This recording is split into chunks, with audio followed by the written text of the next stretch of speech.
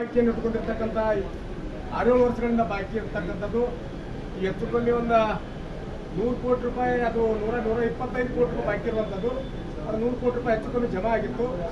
ಈಗ 4 ಸೇರಿ ಒಂದು 20 ರಿಂದ 25 ಕೋಟಿ ರೂಪಾಯಿ ಬಾಕಿ ಇರ್ತದೆ. ಆ ಬಾಕಿ ಉಳಿದಕ್ಕೆ ಆ ಬಾಕಿ ವಸೂಲಾತಿಯನ್ನು ಮಂತ್ರಿಯವ್ರ ನೇತೃತ್ವ ಕಾರ್ಖಾನೆ ಮಾಲೀಕರಿಗೆ ಕರೆದು 2 ದಿನದಾಗ ಒಟ್ಟು ನಾವು ರೈತರಿಗೆಲ್ಲ ಖಾತೆಗೆ ಜಮಾ ಮಾಡ್ತೀವಿ ಅಂತೇಳಿ ಭಾಳ ವಿಶ್ವಾಸನ ಸಕ್ಕರೆ ಮಂತ್ರಿ ಅವರು ತೊಗೊಂಡಾರ.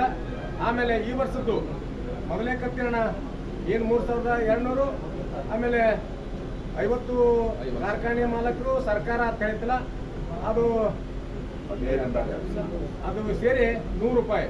ಆದ್ರೆ 50 ರೂಪಾಯಿಗೆ ನಾವು ಮೊದಲ ಜನ ಇನ್ನ ಮುಖ್ಯಮಂತ್ರಿ ಜೊತೆ ಚರ್ಚೆಗೆ ಕನಿಷ್ಠ 400 ರಿಂದ 500 ರೂಪಾಯಿ ಕೊಡ್ಬೇಕಂತೇಳಿ ನಮ್ಗೆಲ್ಲ ಒತ್ತಾಯ ಐತಿ. ಬೆಳಗಾವಿ ಅಧಿವೇಶನಕ್ಕೆ ಹೋರಾಟದ ಮುಖಾಂತರ ಸರ್ಕಾರ ಗಮನ ಸೆಳೆದು ಅದನ್ನ ಸರ್ಕಾರದಲ್ಲಿ ಕೊಡ್ತಾರಲ್ಲ ಅದಕ್ಕೆ ಹೆಚ್ಚಿನ ಮಾಡ್ಬೇಕಂತ ನೀವು ಒತ್ತಾಯ ಐತಿ. ಇವತ್ತು ಹೋರಾಟದ ಒಂದು ದಾಖಲೆ ಏನಂದ್ರೆ, ಒಂದು ವಿಶೇಷವಾದಂಥ ಮೊದಲ ಹೋರಾಟಗಾರರಂದ್ರೆ ರಿಕವರಿ ಆಧಾರ ಅಂತಿರಲ್ಲ, ಅದು ಬಹಳ ಮೋಸ ಆಗಿತ್ತು.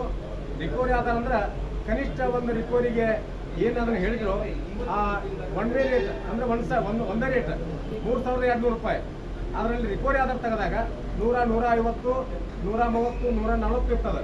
50 ರಿಂದ 60, 70 ರೂಪಾಯಿ ಅದನ್ನ ಸೇರಿಸಿ ಕರೆಕ್ಟಾಗಿ ಏಕರೂಪ ಒಂದಕ್ಕೆ ಕಬ್ಬು ಬೆಳೆಗಾರನಿಗೆ 3200 ರೂಪಾಯಿ. ಆಮೇಲೆ ಮೊದಲೇ ಕಂತ 2ನೇ ದಿನಕ್ಕೆ 50 ಕಾರ್ಖಾನೆ ಮತ್ತು 50 ಸರ್ಕಾರ ಹೇಳಿರುವಂಥದ್ದು. ಅದಕ್ಕೆ ಇವತ್ತು ಕಬ್ಬು ಬೆಳೆಗಾರರಿಗೆ ಇವತ್ತು ರೇಟ್ ಕಾರ್ಖಾನೆ ಮಾಲಕರಿಗೆ ಹೊಂದಾಣಿಕೆ ಆಗೈತಿ. ಆಮೇಲೆ ಅದ್ರಾಗೆ ಪೊಲೀಸರ ಪಾತ್ರ ಭಾಳ ಮುಖ್ಯವಾಗಿ ನಮ್ಮ ಜೊತೆ ಓಡಾಡಿ ಕೆಲಸ ಮಾಡಿದಂಥವ್ರು. ಅವರಿಗೆ ರೈತರ ಪರವಾಗಿ, ನಾಡಿನ ರೈತರ ಪರವಾಗಿ ಒಂದು ಧನ್ಯವಾದಗಳು ಹೇಳ್ತಾ, ಆಮೇಲೆ ಜಿಲ್ಲಾಡಳಿತ ಕೂಡ ಕೆಲಸ ಮಾಡೈತಿ. ಇನ್ನೊಂದು ಏನಂದರೆ, ಈ ಕಾರ್ಯಕ್ರಮ ಈಗ ಸಂಜೆ 3 ಗಂಟೆಗೆ ಅಲ್ಲಿ ರೈತರು ಹೆಚ್ಚಿನ ಸಂಖ್ಯೆಯಲ್ಲಿ ಪಾಲ್ಗೊಳ್ತಾರೆ. ಅಲ್ಲಿ ರೈತರ ಕೂಡಿಸಿದ ನಂತರ ಸಂಗೊಳ್ಳಿ ಸರ್ಕಲ್ ಕೂಡಿ ಅಲ್ಲಿ ಈ ವರ್ಷದ ಕಾರ್ಖಾನೆಯವ್ರು ಬರ್ತಾರೆ, ಅಲ್ಲಿ ಮುಚ್ಚಳಿಕೆ ಪತ್ರ ಬರೆದು ಕೊಡ್ತಾರೆ. ಇನ್ನೊಂದೇನು ವಿಶೇಷವಾದಂಥದ್ದು ಅಂದರೆ, ಆ ರಿಕವರಿ ಆಧಾರದ ಮೇಲೆ ಅನ್ನೋ ಜೊತೆಗೆ ಇನ್ನೊಂದು ಕಬ್ಬು 14 ದಿನದಾಗ ಕೊಡ್ಬೇಕಂತ ಈ ವರ್ಷದ ವಿಶೇಷವಾದಂಥದ್ದು ಮೊದಲು ಹೋರಾಟದ ಇತಿಹಾಸ. ಇದು ಗೊತ್ತಿರಲಿ, ಈ ವರ್ಷದಿಂದ ಸ್ಟಾರ್ಟ್ ಆಗುತ್ತೆ. ಅದೊಂದು ಭಾಳ ಮುಖ್ಯವಾಗಿರ್ತಕ್ಕಂಥದ್ದು. ಎಲ್ಲ ವಿಚಾರ ಅಜೆಂಡಾವನ್ನು ಕೊಡ್ತಾ